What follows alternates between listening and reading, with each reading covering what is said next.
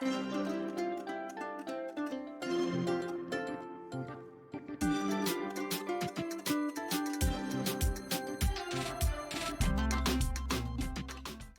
허락하신 새땅 전체 주제 말씀 중에 8번째 시간 은혜 받을 그릇이 준비되셨습니까? 라는 제목의 말씀으로 함께 은혜를 나누고자 합니다. 여러분, 이스라엘 백성들이 출애굽을 한 뒤에 2년 만에 가나안 땅을 들어갈 수 있는 기회가 생겼습니다. 그런데 그것을 성공합니까? 하지 못합니까? 하지 못하죠. 왜 그랬을까요? 하나님의 능력이 좀 약 한 2% 부족해서 성공하지 못했을까요? 그렇지 않았죠. 백성들이 하나님을 온전히 신뢰하지 못한 이유로 인해서 그렇게 좋은 기회를 맞이하고도 가나안 정복을 할 수가 없었습니다. 아예 시도조차 하지를 못했습니다. 그로부터 한 38년, 40여 년의 시간이 이제 흘러서 이제 다시 한번 가나안 땅을 들어갈 수 있는 기회가 생겼는데, 이때는 요단강을 건너는 귀한 놀라운 하나님의 은혜와 축복을 경험하게 되었죠. 지난 시간까지 이 부분들을 말씀드렸습니다. 불가능할 것 같은 요단강 도하를 성공리에 마칠 수 있었던 이스라엘 백성, 그 배경에는 전적인 하나님의 능력, 하나님의 은혜가 있었다. 그리고 백성들은 그것을 온전히 믿고 신뢰하고 따라갔던 결과가 결국은 요단강 도하의 성공이라는 놀라운 기적으로 이어졌다. 여기까지가 지난주의 말씀이었습니다. 그래서 하나님께서 무엇을 세우라고 말씀하셨죠? 기념비를 세우라는 겁니다. 믿음의 기념비. 그래서 너희들 언제든지 이것을 잊지 마라. 너희들이 이런 놀라운 일들이 일어날 수 있었던 것은 전적인 하나님의 은혜였다는 사실을 잊지 말고, 그리고 그 하나님을 믿고 쫓아갔을 때 이 일들이 가능했음을 결코 잊지 마라. 그리고 너희들뿐만 아니라 이 믿음을 너희 자손들에게도 끊임없이 가르쳐서 너희 자손들이 절대 여호와 하나님을 잊지 아니하도록 해라라는 마음으로 기념비를 세우게 하셨어요. 거기까지가 이제 지난주의 말씀입니다. 그리고 오늘 이제 본문으로 와서 보니까, 제가 이 내용을 보니까요, 이스라엘 백성들에게 정말 하나님을 믿고 신뢰할 수 있는 그런 믿음의 그릇이 준비되어 있을 뿐만 아니라 그 외에도 하나님 보실 때 이 일이 가능토록 할 수 있었던 하나님의 능력과 은혜를 받을 수 있는 다른 부분들에서 준비가 되어 있는 모습들이 포착이 되었습니다. 그러니까 하나님의 은혜와 능력을 받아낼 수 있는 그릇을 이스라엘 백성들이 준비해 놓고 있었다라는 사실입니다.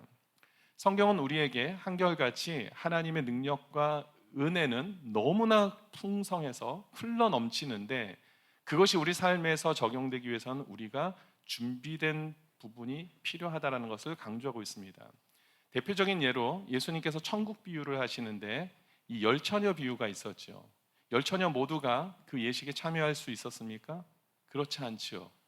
다섯 처녀, 슬기로운 다섯 처녀는 잘 준비된 가운데 그 예식에 참여할 수 있는 특권을 얻지만, 나머지 미련한 다섯 처녀는 준비하지 못한 관계로 그 예식에 들어갈 수가 없었던 그 장면을 우리는 너무나 잘 알고 있죠. 성경은 하나님의 능력이 없다라고 얘기하지 않습니다. 하나님의 축복과 은혜가 소멸됐다고 얘기하지 않습니다. 언제나 하나님의 은혜와 하나님의 능력은 풍성합니다. 그런데 그것을 누가 누리느냐? 그것을 받을 수 있는 그릇을 준비한 자들이 보니까 누리게 된다라는 겁니다. 여러분, 열왕기사에 보면은 이런 얘기가 등장을 해요. 엘리사의 제자들의 아내 중에 한 사람이 어느 날 엘리사를 찾아와요. 그러면서 하소연을 합니다. 어떤 하소연을 할까요? 자신의 남편이 죽었다라는 거예요. 근데 죽으면서 어마어마한 재산을 남겨놓았다 그러면 얼마나 좋겠습니까? 근데 어마어마한 빚을 남겨놓고 남편이 죽은 거예요. 이 여인의 힘으로는 도무지 감당할 수가 없습니다. 그래서 어쩔 수 없이 이 두 아들, 자신에게 남겨져 있는 두 아들을 종으로 팔아야 되는 그런 상황에 놓여져 있어요. 그러니 나를 좀 도와주십시오 하는 마음으로 엘리사를 찾아가요. 엘리사가 그 딱한 사정을 듣더니 뭐라고 얘기를 하냐면, 그러면 너희 집에 지금 무엇이 있느냐라고 질문을 하죠. 그랬더니 그 여인이 우리 집에는 지금 기름이 가득 차 있는 그릇 하나가 준비되어 있습니다. 그것 외에는 아무것도 집에 남겨져 있는 것이 없습니다라고 이야기를 합니다. 그러니까 얼마나 가사가 기울어졌습니까? 뭐 쉽게 말해서 우리 속된 말로 쪽박을 차다 이런 표현이 있잖아요. 완전 그 집안이 가게가 완전히 무너진 거예요. 쪽박을 찬 상황이 됐습니다. 엘리사가 이 얘기를 듣더니 어떻게 하죠? 그 여인에게 이런 명령 하나를 합니다. 그러면 너 지금부터 가서 너 주위에 있는 이웃들을 찾아가서 그릇들을 다 좀 빌려와. 근데 그냥 적당히 빌리지 말고 정말 있는 모든 것을 다 싹 끌어와가지고 가지고 와봐라고 얘기를 합니다.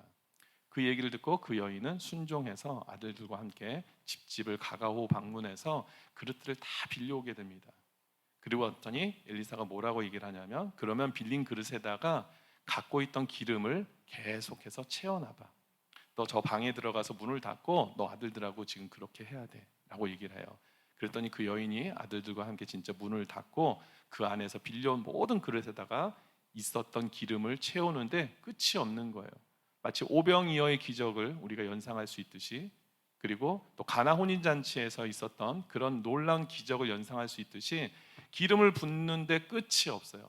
계속 갖고 온 모든 기름을 그 그릇에다가 기름을 다 붓는데요, 차고 넘치도록 계속해서 기름이 나오는 것을 보게 됩니다.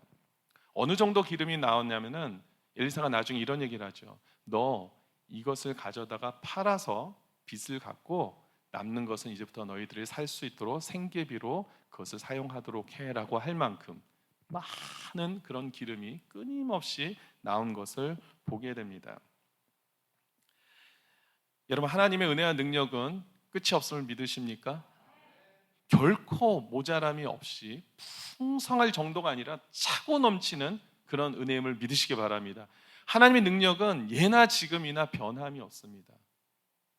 그런데 여기서 중요한 장면을 하나 제가 좀 찾아보았습니다. 이 기름이 언제 멈추게 됐을까요? 열왕기하 4장 6절 말씀을 한번 보겠습니다. 같이 한번 읽어볼게요. 시작. 그릇에 다 찬지라 여인이 아들에게 이르되 또 그릇을 내게로 가져오라 하니 아들이 이르되 다른 그릇이 없나이다 하니 기름이 곧 그쳤더라. 자, 그들이 준비한 그릇이 이제 다 떨어지고 나니까 기름이 멈췄다라고 얘기를 하고 있습니다. 다시 여쭤봅니다. 여러분, 기름이 떨어진 것은 하나님의 능력이 떨어졌기 때문입니까? 아니죠. 준비한 그릇이 다 거기까지밖에 안 되니까 하나님의 기름도 거기까지 멈춘 것을 보게 됩니다. 하나님의 은혜가 멈추게 되는 것은 하나님의 능력이 부족해서가 아니라 그 은혜를 담는 우리의 그런 수준과 분량이 이제 다 때가 맞춰서 그 차고 넘치게 되면 그것이 그쳐지는 것을 보게 됩니다. 이것이 하나님께서 우리에게 은혜와 축복을 내려주시는 놀라운 방법인 것을 우리가 보게 됩니다. 이 내용을 근거로 해서 오늘 다시 이 본문의 말씀을 보니까요, 이 안에 이스라엘 백성들이 요단강을 건너갈 수밖에 없는, 그 능력을 경험할 수밖에 없는 놀라운 그런 은혜와 축복을 받을 수 있는 그릇들이 준비되어 있다라는 것이죠. 첫 번째, 믿음의 그릇이 준비되어 있었습니다. 그렇죠? 그러니까 온전히 그 말씀에 순종하고 나아가는 그런 부분들이 있었는데, 오늘 그 외에도 이스라엘 백성들이 이렇게 놀라운 하나님의 능력을 경험할 수밖에 없었던 그렇게 준비된 그릇들이 무엇인지를 우리가 좀 살펴보려고 합니다. 이것이 왜 중요하냐면 이것은 오늘날도 동일하거든요. 우리가 기도할 때마다 하나님께 우리의 축복을 달라고, 은혜를 달라고, 기적을 베풀어 달라고 그렇게 간절히 부르짖는데, 과연 그 기적과 하나님의 능력과 은혜가 우리들에게 베풀어졌을 때 우리가 그것을 담아낼 그릇이 준비되어 있지 않는다면 너무나 안타까운 결말밖에는 생기지 않겠죠.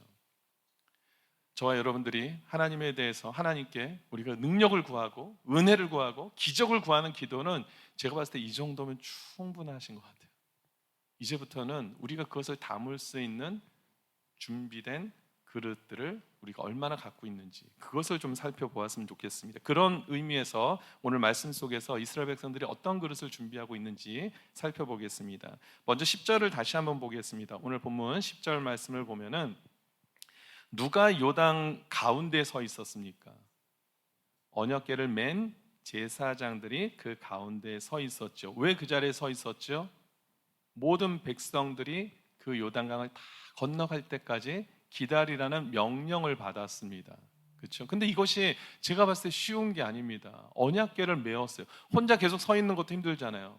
우리 예배 앞부분에 우리가 일어나서 찬양하시잖아요. 아직까지는 저에게 목사님 너무 힘들어서 빨리 앉았으면 좋겠어요 하는 분들이 안 계세요. 예. 근데 제가 또 이렇게까지 얘기했기 때문에 더 이상 얘기도 못 하실 거고 또 예. 그 잠깐 서 있는 것도 힘드시잖아요, 사실. 예. 근데 이 언약궤까지 메고 이 백성들이 200만이 넘는 백성들이 요단강을 건너갈 때까지 그 자리를 지킨다라는 것은요, 엄청난 시간이 걸렸을 겁니다. 너무나 힘들었을 거예요. 그런데 그 일을 감당했다라는 것입니다. 게다가 몸만 힘든 게 아니라 언제 다시 요단강 물이 덮칠 수도 있잖아요. 지금은 우연치 않게 요단강 물이 말랐는지 모르겠지만 어느 순간에 요단강 물이 덮쳐버리면 죽은 목숨 아닙니까? 얼마나 불안하겠습니까? 하지만 그들은 끝까지 그 자리를 지켰다라는 겁니다. 저는 이것을 가리켜서 헌신이라고 부르고 싶습니다. 이들에게는 헌신의 그릇이 잘 준비되어 있던 것을 보게 됩니다.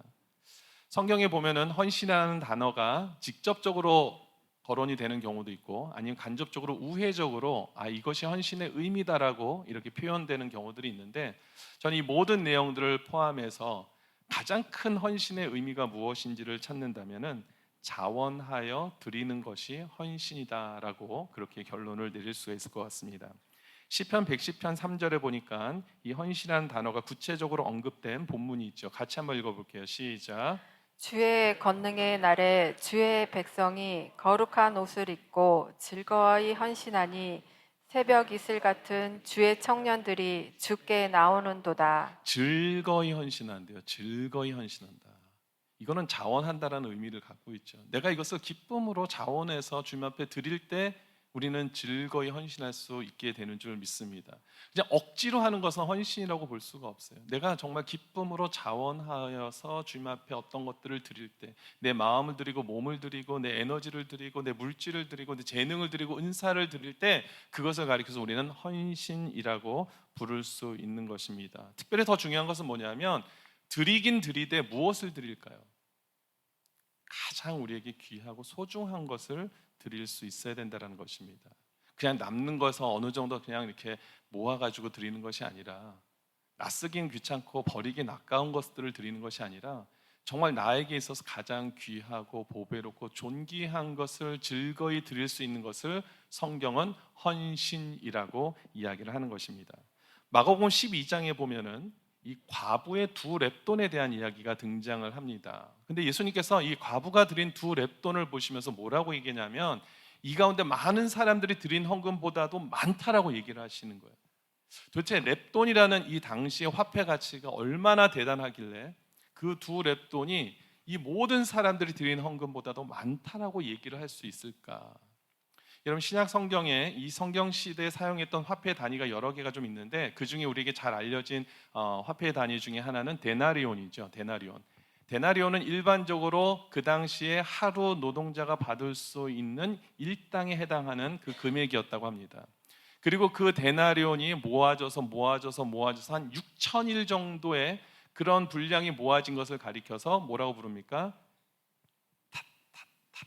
달란트라고 얘기를 합니다. 달란트. 그러니까 달란트가 제일 크고 데나리온. 근데 그 두 차이가 엄청난 차이가 있어요. 그리고 또 뭐가 있냐면 아사리온이라는 게 있습니다. 아사리온이 있습니다. 여러분, 참새 두 마리가 한 아사로니온에 팔리지 않느냐, 이 말씀 아마 들어보셨을 거예요. 거기에 등장하는 이 단어 기준이 아사리온입니다. 근데 아사리온은 그러면 얼마나 가치가 되느냐? 데나리온의 16분의 1밖에 안 되는 가치예요. 그러니까 달란트가 있고 데나리온이 있고 아사리온이 있습니다. 그런데 그러면 렙돈은 도대체 어디 숨어 있는 거예요? 렙돈은 도대체 얼마나 가치입니까? 렙돈은요, 아사리온의 8분의 1 정도 가치밖에 안 되는, 그러니까 한 데나리온의 한 64분의 1 정도밖에 안 되는 그런 가치예요. 그 과부가 두 렙돈을 드렸대요. 그런데 다른 사람들이 낸 것보다도 훨씬 그것이 많다라고 얘기를 합니다. 수치적으로는 안 맞죠. 산술적으로는 안 맞습니다. 세상적으로 봤을 땐 말이 안 되는 거예요. 그런데 왜 예수님은 그렇게 표현을 하셨을까? 그것은 예수님께서 말씀하신 내용을 통해서 확인할 수 있습니다. 마가복음 12장 44절을 보시면 그들은 다 풍족한 중에서 넣었거니와 이 과부는 어떻게 했습니까? 같이 한번 읽어봅니까? 그 가난한 중에서 자기의 모든 소유 곧 곧 생활비 생활비 전부를 전부를 넣느니라 넣느니라 하시니라. 하시니라. 아멘. 주님께서 많고 적다라고 표현하실 때 우리는 그것을 우리의 기준으로 많다 적다로 자꾸만 받아들이려고 하는데 그렇지 않습니다. 예수님께서는 그 과부의 두 렛돈을 왜 많다라고 얘기를 하시냐면 그 중심이 이보다 클 수 없는 거예요. 그 여인이 하나님께 드리려고 하는 그 마음은 세상 천지 누구를 다 통틀어도 이보다 클 수 없다라는 것을 예수님이 아셨다라는 겁니다. 그래서 헌신은 뭐냐? 내가 그냥 여유가 있어서 뭔가를 드리는 것, 그런 것이 아니라 주님께서 정말 기뻐하시는 헌신은 정말 나에게 가장 소중하고 너무나 고귀하고 보배롭고 존귀하지만 내가 주님을 위해서 내가 기꺼이 기쁨으로 자원하여서 드릴 수 있는 그 모습이 헌신인 줄 믿으시기 바랍니다. 그리고 그것을 주님이 너무나 받기를 원하신다라고 우리에게 소개하고 있어요. 이스라엘 백성들에게는요, 그런 헌신의 그릇이 준비되어 있었습니다. 여러분들에게는 헌신의 그릇이 준비되어 있으십니까? 그렇다면 그 다음에 또 어떤 그릇이 준비되어 있는지를 한번 더 살펴보겠습니다. 두 번째는 어떤 그릇이 준비되어 있냐면은 충성의 그릇이 준비되어 있었습니다. 여호수아 4장 전체를 보면은 이 여호수아에게 물론 하나님께로부터 받은 명령이지만 많은 명령들이 등장을 합니다. 그런데 5절 말씀을 한번 볼게요. 여호수아서 4장 5절 말씀을 보니까 그들에게 이르되 요단 가운데로 들어가 너희 하나님 여호와의 교회 앞으로 가서 이스라엘 자손들의 지파 수대로 뭐를 가져다가 어깨에 매라고 합니까? 돌을 한 개씩 가져다가 어깨에 메고 있으라는 겁니다. 그랬더니 8절 말씀을 보겠습니다. 8절 보니까 어떻게 합니까? 이스라엘 자손들이 다 명령한 대로 그렇게 행했습니다. 그러면서 나중에 선택받은 자들이 요단 가운데로 들어가서 그 돌 12를 택해 가지고 자기가 거하는 지역으로 갖다 놓은 내용이 8절에 나와 있습니다. 여러분, 이 명령의 핵심이 뭐죠? 그냥 돌주수라는 거잖아요. 여러분, 제가 여러분들에게 우리 장로님, 집사님 저기 가서 돌 좀 하나만 좀 가져다 주십시오 하면은 막 기쁨으로 가져올 분들이 몇 분이나 계실지 모르겠습니다. 네. 아니, 나한테 돌을 가져오라 그래. 왜? 나를 무슨 장기판에 쫄로 보는 거야? 뭐 이런 마음이 있지 않겠습니까? 제가 요번에 그 창기 감사 예배를 드리면서 보니까요, 어느 여자 집사님이 저한테 그 얘기를 하시더라고요. 목사님, 제가요 그 뭐 화환을 옮기는데 우리 장로님들한테 그걸 좀 옮겨달라 그랬더니 장로님들이 막 군소리 없이 다 옮겨주셨대요. 얼마나 감사합니까? 그분들의 마음속에 이 사람이 나를 지금 뭘로 보고 이걸 옮겨달라, 그런 마음이 있었으면 그게 쉽게 옮겨지겠습니까? 그런 마음이 들겠습니까? 나를 진짜 장기판에 쫄로 보는 거 아니야? 이런 마음이 있지 않겠습니까? 그런 마음이 있었으면 도무지 그런 일들이 감당할 수 없었겠죠. 그런데 이번에 제가 창립 감사 예배를 준비하면서 모든 분들이 정말 누가 보더라도 사소하고 아니면 더 크고 그런 거 상관없이 그냥 부탁드릴 때마다 그것을 너무 감사하게 그것을 순종하면서 일을 하시는 모습을 보면서 우리 교회는 이 충성의 그릇이 준비되어 있구나, 이런 마음을 확신할 수 있었습니다. 우리 이 충성에 준비된 그릇들을 계속해서 우리가 유지할 수 있게 되기를 주님의 이름으로 축원드립니다. 특별히 이 사람들을 보니까요, 얼마나 대단한 사람들이냐면은 4장 4절로 다시 한번 들어가서 올라가서 보니까 이미 한 사람씩 준비한 그 12사람을 불렀다라고 기록하고 있습니다. 여호수아가 그냥 아무나 갑자기 좀 도와주세요 이렇게 부탁한 게 아니고 이미 12사람이 준비되어 있었어요. 언제 준비되었느냐? 그러면 그 앞선 3장에 나와 있습니다. 여호수아서 3장 12절에 보니까 이제 이스라엘 지파 중에서 각 지파에 한 사람씩 12명을 택하라. 이때는 영문도 모르고 택했어요. 여호수아조차도 이 사람들을 통해서 뭐를 하나님이 하시려고 하지? 정답도 모르고 그냥 뽑았습니다. 뽑힌 사람들도 내가 뭘 해야 되지? 몰랐어요. 그냥 너 이제 앞으로 하나님께서 뭘 맡기실 거야, 그런 이야기만 듣고 그냥 선택이 됐다고요. 그런데 얼마나 이 사람들이 기대가 됐겠습니까? 얼마나 흥분했겠습니까? 와, 하나님이 여호수아를 통해서 나를 택하셨어. 나 이제 정말 나라를 살리는 일을 하게 되나 봐. 정말 중요한 일을 하게 되나 봐. 이런 마음을 갖지 않았겠습니까? 근데 어느 날 갑자기 여호수아가 너희들 가서 돌 하나씩 좀 주워와. 나를 돌 주소 운반책으로 나를 불러? 기분이 나쁠 수도 있잖아요. 그런데 그러지 않았다라는 거예요. 그들은 다 그 말씀에 순종해서 정말 최선을 다하는 모습을 보여주고 있는 것이죠. 예수님께서 이런 말씀을 하시죠. 누가복음 16장 10절 말씀 우리 같이 한번 읽어볼까요? 시작. 지극히 작은 것에 충성된 자는 큰 것에도 충성되고 지극히 작은 것에 불의한 자는 큰 것에도 불의하니라. 하나님께서 원하시는 충성이 있는데 그것은 작은 것이든 큰 것이든 그것도 세상의 기준이겠죠, 그렇죠? 누가 뭐 크게 보고 작게 보고 그런 거에 딸리지 않겠습니까? 그 모든 것들을 초월해서 내가 정말 맡겨진 모든 일에 최선을 다하면 그럼 하나님께서 그 뒤로 이어서 더 크신 일도 맡기시고 은혜도 주시고 축복도 주신다라고 그렇게 말씀하고 있습니다. 저는 우리 교회 모든 성도님들이 개인적으로나 교회적으로나 여러분들이 속한 어떤 공동체에서든지 간에 맡겨진 모든 일들에 최선을 다하고 충성되이 나아갈 때 하나님께서 여러분들의 삶을 통하여서 놀라운 은혜와 축복을 베풀어 주실 줄 믿습니다. 마지막으로 우리가 살펴볼 준비된 그릇은 무엇인가? 제가 그 그릇을 보여주기 전에 사진 하나를 좀 보여드리겠습니다. 여러분 지금 어떤 스포츠 경기죠? 야구세요? 야구예요? 어떻게 하셨어요? 보면 알죠, 뭐. 예. 예, 야구입니다. 야구. 여러분, 제가 뭐 모든 스포츠 종목을 다 알진 못하지만 제가 아는 범위 내에서요, 기독교의 가장 핵심 용어들이 포함된 스포츠가 있다면 저는 야구가 아닌가 생각합니다. 왜 그러냐면 여러분 그 야구 룰을 뭐 여성분들은 잘 아시는지 모르겠는데 별로 스포츠 야구 쪽은 안 좋아하는 분들도 계셔서 투수가 잘 던지잖아요. 승리를 이제 할 수 있을 정도까지 던졌는데 회가 거듭될수록 지치잖아요. 그래서 이제 점점 던지는 구력도 좀 약해지고 힘들어져서 막 안타를 맞고 이러면은 감독이 어떻게 할까요? 투수를 내려오게 하고 새로운 팔팔한 힘이 막 넘치는 투수를 내보낼 거 아닙니까? 그렇죠? 그 투수를 뭐라고 부르죠? 구원 투수라고 부른다고. 구원 투수. 야, 누가 그렇게 불렀는지 모르겠어요. 와, 구원 투수라고. 여러분, 아니 저는 이걸 준비하면서 와, 대단하다 이런 걸 느꼈는데 여러분 이 대단한 사실을 들으시면서도 놀라지 않는 여러분들은 정말 대단하신 분들입니다. 대단하지 않습니까? 스포츠 용어에서 이 기독교 용어가 들어가 있어요. 구원 투수예요. 여러분 타자로 와도 마찬가지입니다. 타자. 여러분 타자라고 한다면은 우리 이철원 사람 야구하셨다 그랬죠. 야구 좀 하셨 왕년에 야구 좀 하셨다 그러셨잖아요. 예.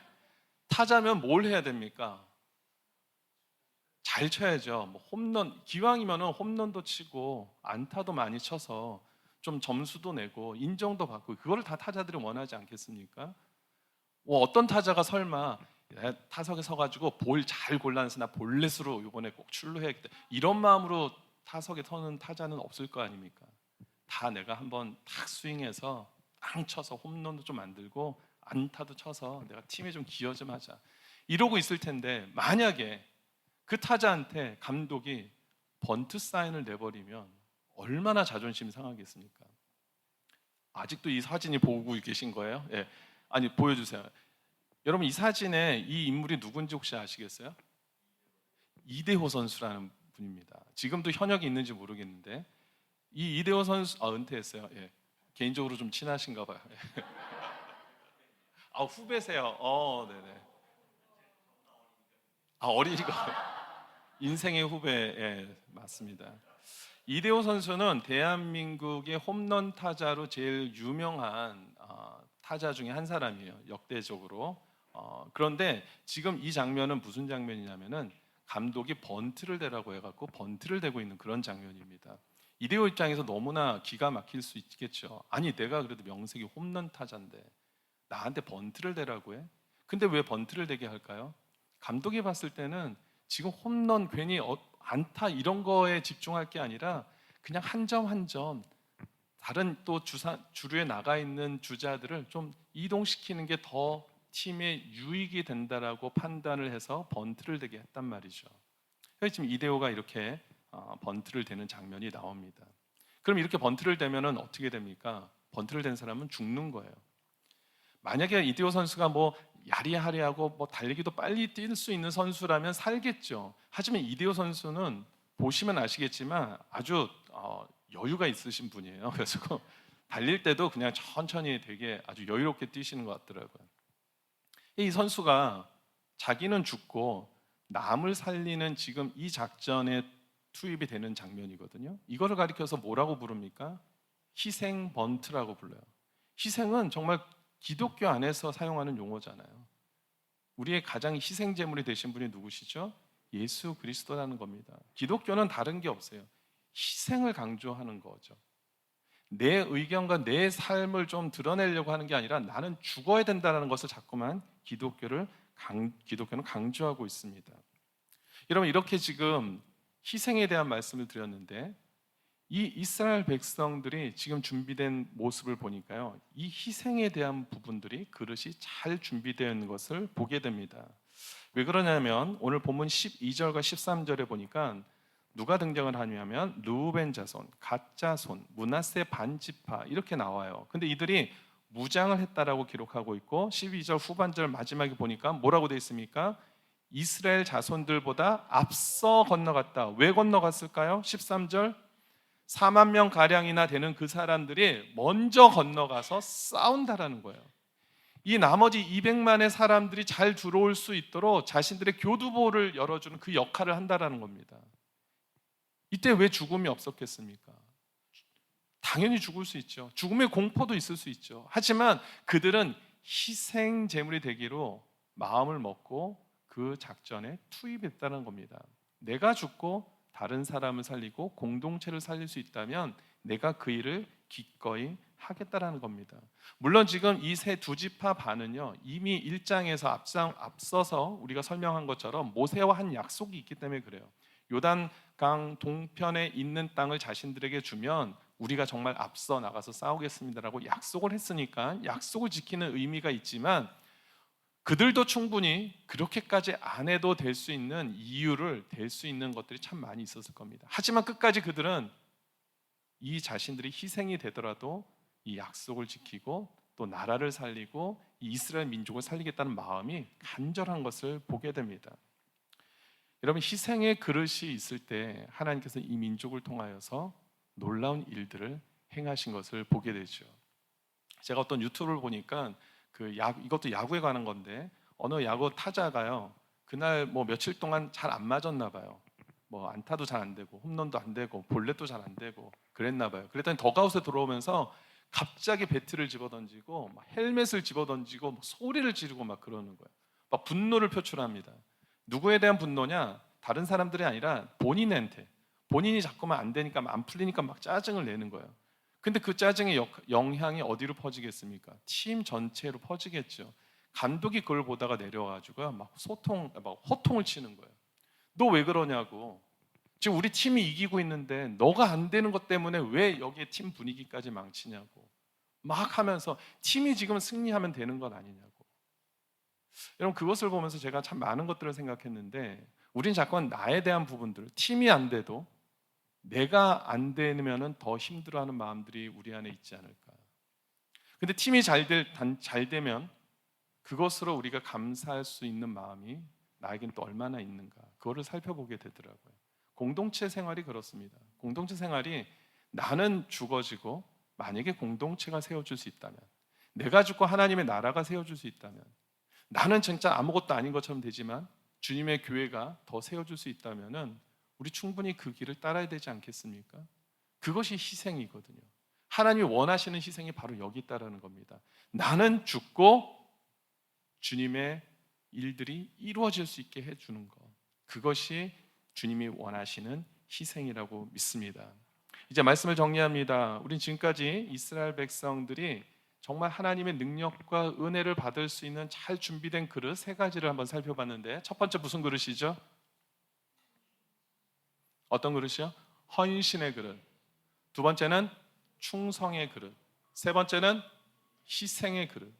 이 세 가지가 이스라엘 백성들에게 잘 준비되어졌을 때 하나님께서 준비하신 모든 능력과 기적을 그들이 누릴 수 있었던 것처럼 오늘도 이 시간에도 하나님께서는요, 여러분들의 이미 모든 기도를 들으셨어요. 여러분들이 하나님 앞에 능력을 구하고 기적을 구하고 은혜를 구하는 모든 기도를 이미 들으셨다고요. 그리고 여러분들을 향해서 이미 그 일들을 행하고 계십니다.